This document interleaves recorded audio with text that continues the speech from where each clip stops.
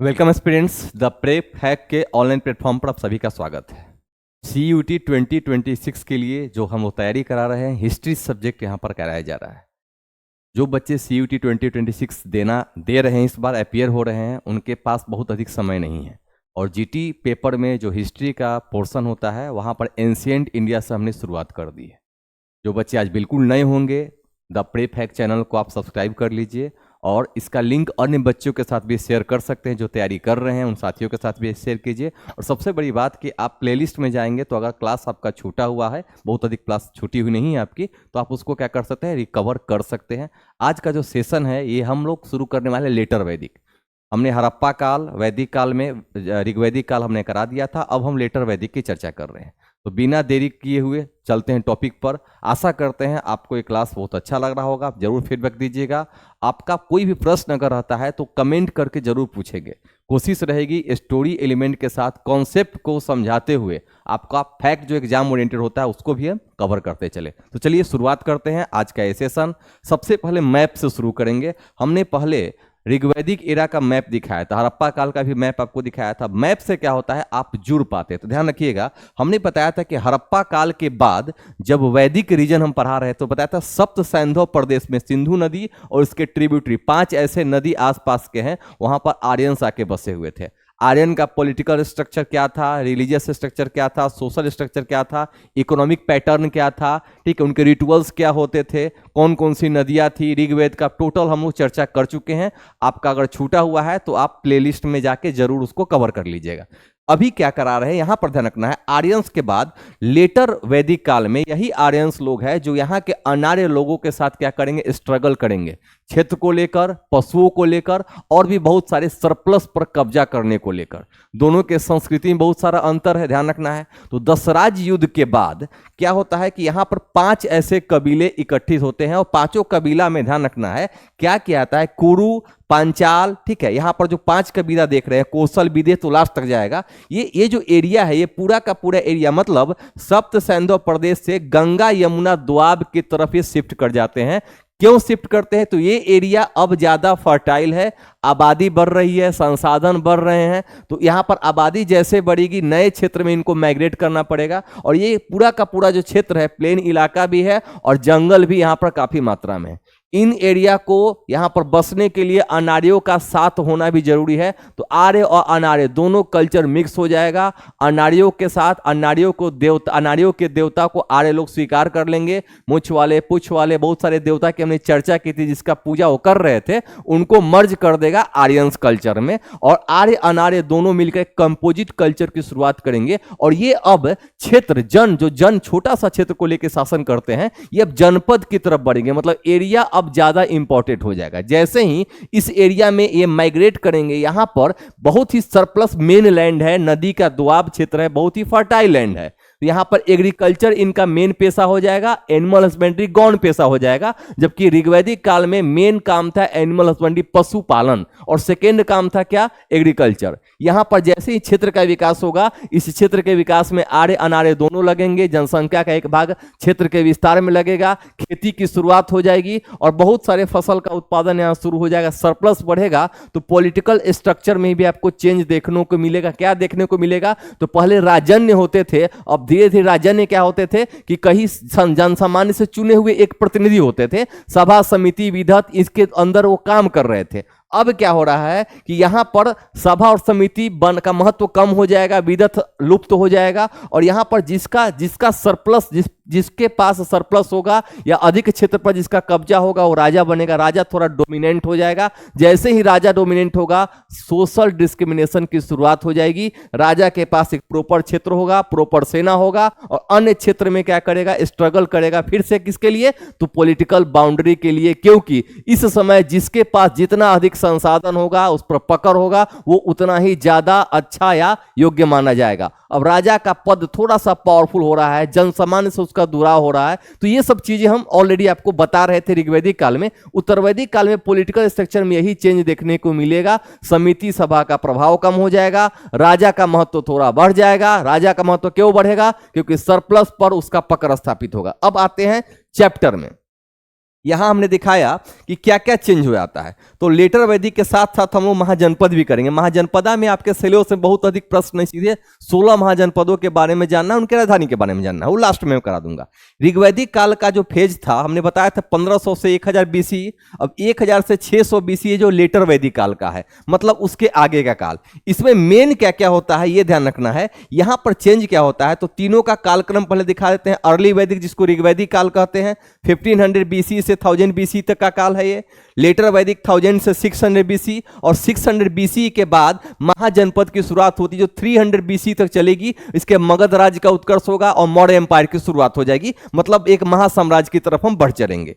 Letter वैदिक period में सबसे ज्यादा इंपॉर्टेंट जो होता है, ट्रांजिशन सबसे अधिक देखा जाएगा, वो ट्राइबल सोसाइटी में देखा जाएगा। ट्राइबल सोसाइटी अचानक किंगडम में, छोटे मोटे राज्य में चेंज हो जाएगा। राजा महाराजा वैसे महाराजा नहीं होंगे, लेकिन अब ट्राइबल सोसाइटी किंगडम के रूप में बदल रहा है। ध्यान रखिए।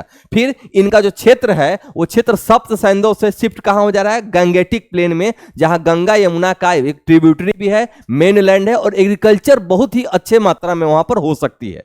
इसी एग्रीकल्चर लैंड पर इनका पकड़ होगा, एक बड़ा क्षेत्र बनेगा, ये किंगडम की तरफ बढ़ने लगेंगे। दूसरा, यहां पर एक और चीज, सामवेद, यजुर्वेद, अथर्ववेद को कंपाइल किया जाएगा। और यहां पर देखिएगा कि ऋग्वेद में बाद का 2 और 8वां मंडल, पहला मंडल और 8वां मंडल बाद में जोड़ा जाएगा। इसका अर्थ है कि ऋग्वेद का जो नया मंडल होगा उसको अर्वाचीन बोला जाएगा, और वो लेटर वैदिक काल में ऋग्वेद में 2 और मंडल को जोड़े जाएंगे। मतलब हो सकता है कि इस काल में पुरोहितों ने क्या किया था, 2 और पार्ट मंडल को उसमें जोड़ा था। दूसरा देखिएगा। तीसरा, यहां पर आयरन टेक्नोलॉजी का यहां पर डेवलपमेंट होता है, और एग्रीकल्चर में जैसे ही आयरन का, अब देखिए 600 BC में, जिसको हम लौह एज कहेंगे, आयरन एज कहेंगे, बुद्धिज्म जैनिज्म सेक्ट के बारे में पढ़ेंगे, यहां पर भी लोहा का खोज हो चुका है। और एग्रीकल्चर लैंड में जैसे ही लोहा इंट्रोड्यूस होगा, अंतर्जी खेरा से लोहा मिलता है, लोहा इंट्रोड्यूस होगा, इसका मतलब है कि लोहा से जब प्लो करेंगे खेती तो गहरी जुताई होगी, डीप अगर प्लोइंग होगा तो क्या होगा, यील्डिंग बढ़ेगा, क्रॉप्स का यील्डिंग बढ़ना शुरू हो जाएगा।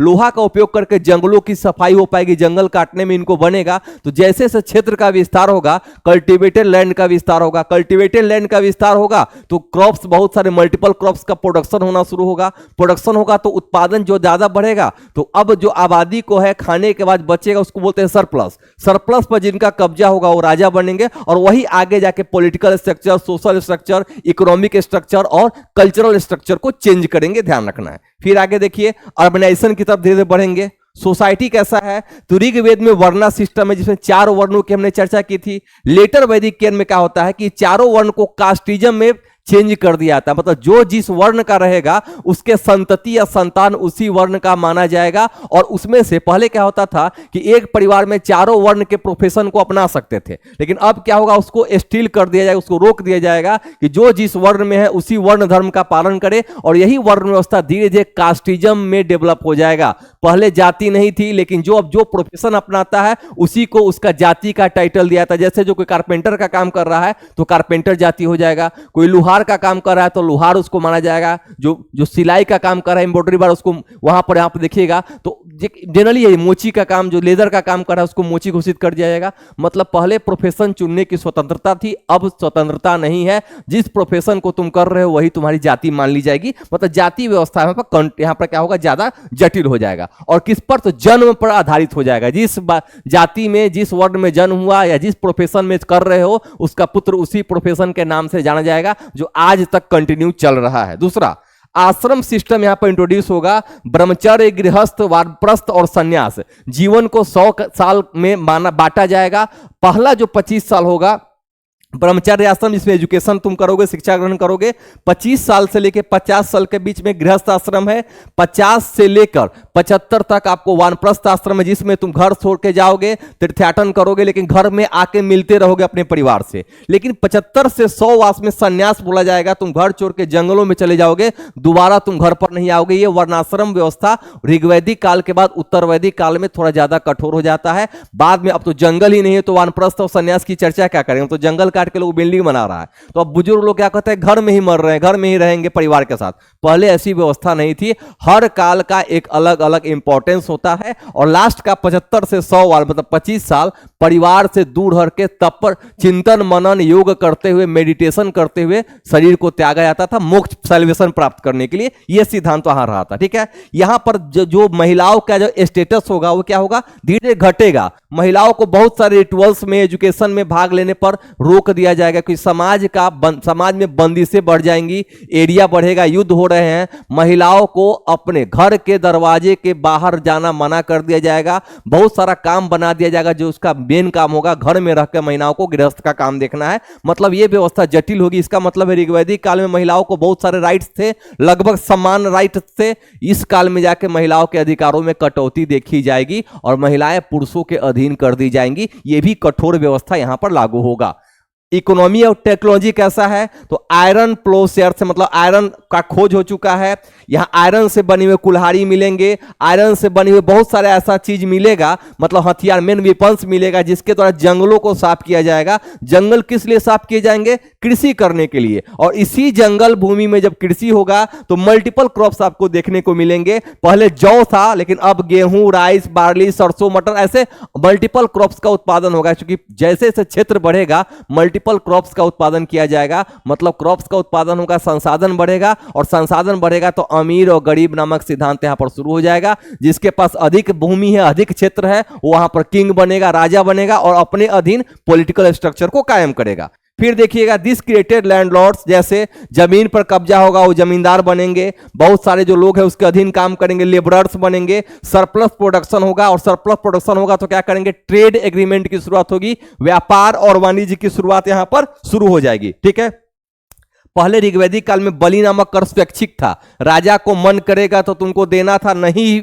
एसेंशियल नहीं है, मन करे तो दो, नहीं मन करे मत दो, राजा मांगने नहीं जाएगा। अगर तुम्हारे पास सरप्लस है तो तुम राजा को दो कि राजा तुम्हारी सुरक्षा करेगा, और राजा को नीड है तो दो कि तुम्हारी सुरक्षा में उसको लगा दे। लेकिन अब बलि नामक जो कर है, बलि, भाग, शुल्क, ऐसे कई प्रकार के कर को एसेंशियल कर दिया गया। मतलब अब जनता को कर देना आवश्यक हो गया, क्योंकि बिना कर को आरोपित किए हुए राज्य का विकास नहीं होगा। किंगडम बन रहा है, सैनिक रखना है, सुरक्षा का दृष्टिकोण रखना है, कल्टीवेटेड लैंड में काम कराना है, बहुत सारे सिस्टम को क्या करना है, चैनलाइज करना है, उसमें पैसे लगेंगे। पैसे का अभी यहां पर इस्कार नहीं हुआ है। इसका मतलब जो भी संसाधन क्रॉप्स है उसी क्रॉप्स को वेजेज के रूप में पे किया जा रहा है, यह ध्यान रखना है। फिर यहां पर देखिएगा रिलीजन कैसा है या राज व्यवस्था कैसी है, तो किंग जो राजन था अब क्या होता है, वंशानुगत हो गया।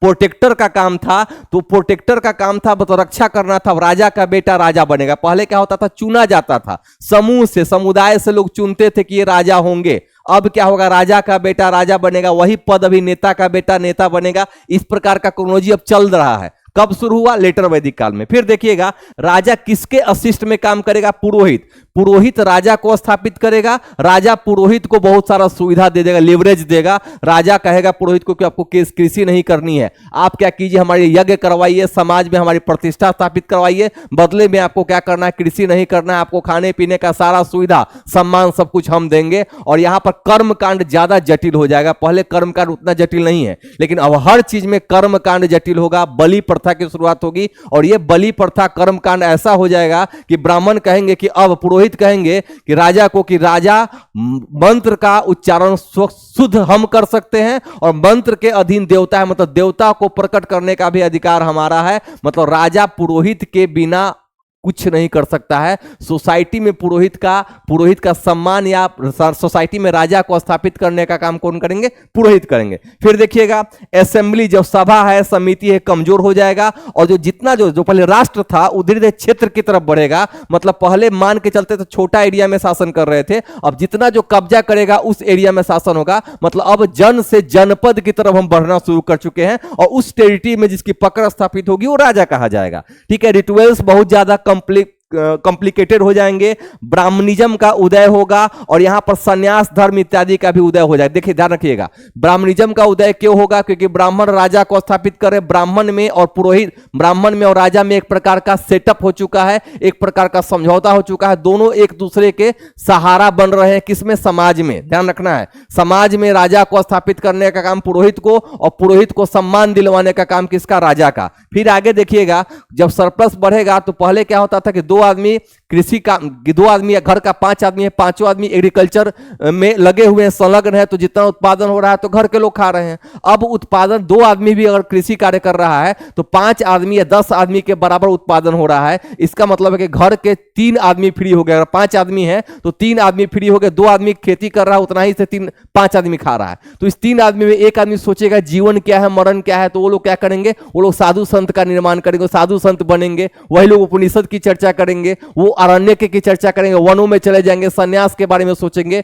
एक आदमी क्या होगा, जो सरप्लस होगा, अनाज ज्यादा होगा, उसको लेके बेचना शुरू करेगा, तो व्यापार वाणिज्य की शुरुआत हो जाएगी। कुछ लोग क्या करेंगे, आर्ट एंड क्राफ्ट में अपने आप को झोंकेंगे, तो शिल्पी कहलाएंगे। ये सब स्ट्रक्चर किस पर डिपेंड करता है, सरप्लस पर। जैसे जैसे सरप्लस बढ़ेगा वैसे वैसे यहां पर देखेंगे मल्टीपल यहां पर प्रोफेशन की शुरुआत हो जाएगी। सब डिपेंड यहां पर कर रहा है। फिर यहां पर महाजनपद की चर्चा करेंगे। अब देखिए, लेटर वैदिक काल में मैंने सोसाइटी की भी चर्चा कर दी। सोसाइटी में थोड़ा सा कठोरता आएगा, महिलाओं के प्रति दृष्टिकोण चेंज हो जाना है, समाज में विभाजन होगा, डिस्क्रिमिनेशन की शुरुआत होगी, राजा अपने आप को अलग रखने लगेगा, प्रजा और राजा के बीच में एक प्रकार का संबंध रहेगा, टैक्स देना अनिवार्य कर दिया जाएगा, पुरोहित राजा मिलकर जनता में सामाजिक प्रतिष्ठा स्थापित करेगा। ये सब काम हो रहा है। रिचुअल्स थोड़ा महंगे हो जाएंगे, रिचुअल्स थोड़ा ज्यादा कॉम्प्लिकेटेड हो जाएंगे। अब यहां पर पशु का बलि देना अनिवार्य कर दिया जाएगा। इससे क्या होगा, कर्मकांड बढ़ेगा। जैसे जैसे कर्मकांड कठोर होगा, ब्राह्मण अपना पावर खींचने लगेगा, क्योंकि कोई भी काम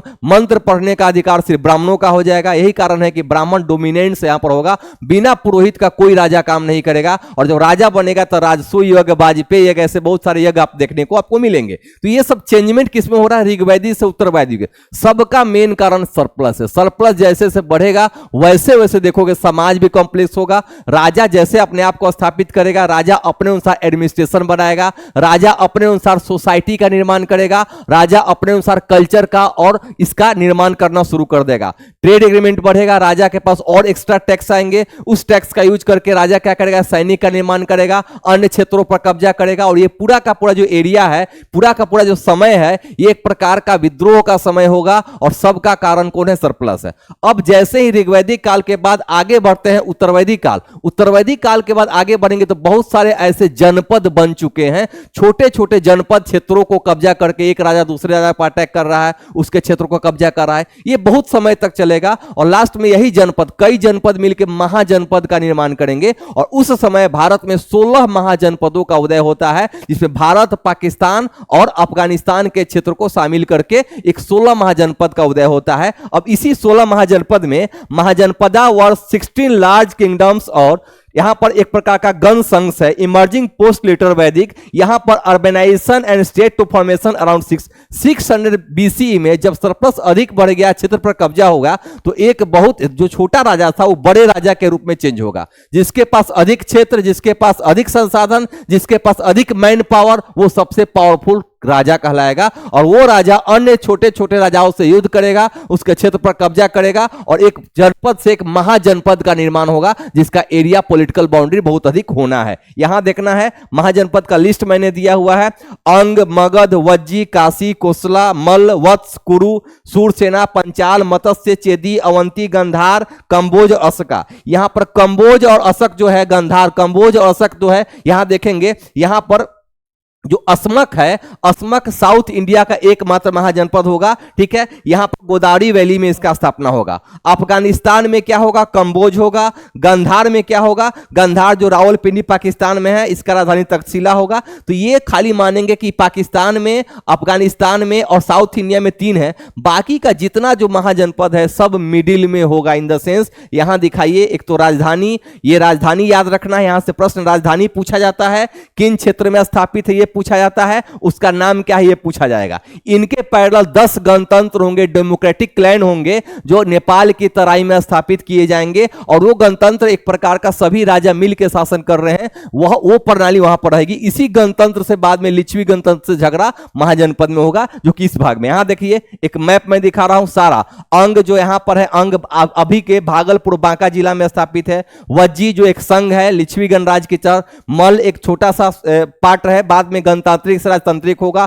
कोसल है, पंचाल है, कुरु है, गांधार तक्षशिला अफगानिस्तान देखेंगे आप, कंबोज देखिए अफगानिस्तान में, गांधार तक्षशिला पाकिस्तान के पास में है। सूरसेन यहां पर जो मथुरा के नाम की चर्चा करते हैं, मत्स्य विराटनगर जो कि जयपुर में है, ठीक है। वत्स यहां पर देखो मालवा की चर्चा करेंगे, काशी वाराणसी की चर्चा करेंगे। मगध जो पटना और गया जिला, राजगीर जिला, इन सभी को मिला के मगध क्षेत्र बनेगा, ठीक है। ये सभी का सभी, अवंती जो मध्य प्रदेश में होगा। तो ये देखिएगा, ये जो महाजनपद है इसका स्थापना हुआ। अब जो अगला वार होने वाला है, इन 16 महाजनपदों के बीच में लड़ाई होगा। लड़ाई का भी मेन कारण क्षेत्र होगा, सरप्लस पर पकड़ स्थापित करना। इसमें मगध के पास थोड़ा ज्यादा पावर होगा, मगध के पास संसाधन अधिक है, मगध के पास सुरक्षा का नेचुरल बाउंड्री है, पहाड़ों से घिरा हुआ है, नदी के आसपास 3 नदियों के किनारे बसा हुआ है, मतलब एक मेन लैंड है, एक प्रकार का मोड़ है। तो यहां पर उपजाऊ फर्टाइल लैंड की उपलब्धता है, वन है, जंगल है, जंगली जानवर है, मैन पावर अधिक है। इसलिए मगध क्या करेगा, अंग को जीत जाएगा।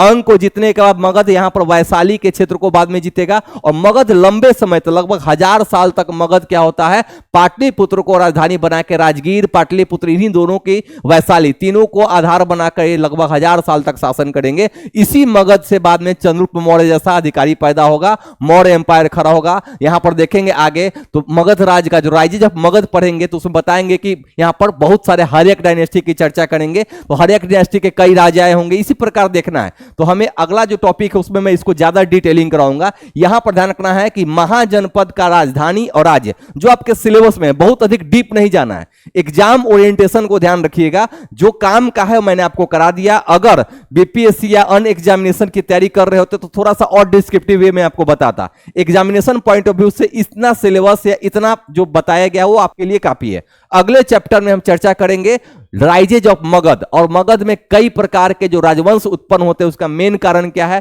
उसकी चर्चा करेंगे, सिनारियो की चर्चा करेंगे, और आपका काम हो जाएगा। ध्यान रखना है, अभी जो आपको हमने कराया उसको एक बार माइंड मैप के जरिए याद रखना है, मैप को ध्यान में रखना है ताकि एग्जाम में आपकी स्थिति अच्छी हो पाए। तो चलिए आज का सेशन यहीं पर छोड़ते हैं। आज हमने लेटर वैदिक और महाजनपदा 16 महाजनपदा की हमने चर्चा कर ली। अगला राइजेज ऑफ हम मगध की तरफ चलेंगे। राइजेज ऑफ यहां पर जब जाएंगे मगध की चर्चा करेंगे, उसके लॉजिक को समझाएंगे। आज का सेशन ही समाप्त करते हैं। द प्रेप हैक चैनल को सब्सक्राइब कर दीजिए। इसका लिंक उन बच्चों के साथ शेयर कीजिए जो CUT 2026 में इस बार अपीयर हो रहे हैं, ताकि उनका भी लाभ हो जाए। इसका ऐप भी है, डाउनलोड कर सकते हैं। और बहुत जल्दी जो महा मैराथन लॉन्च हो रहा है उसमें जरूर पार्ट लीजिए। MCQ जो एग्जाम ओरिएंटेड होगा उसकी हम लोग तैयारी करवाएंगे। तो चलिए मिलते हैं अगली कक्षा में। आप सभी का बहुत बहुत धन्यवाद। जय हिंद, जय भारत।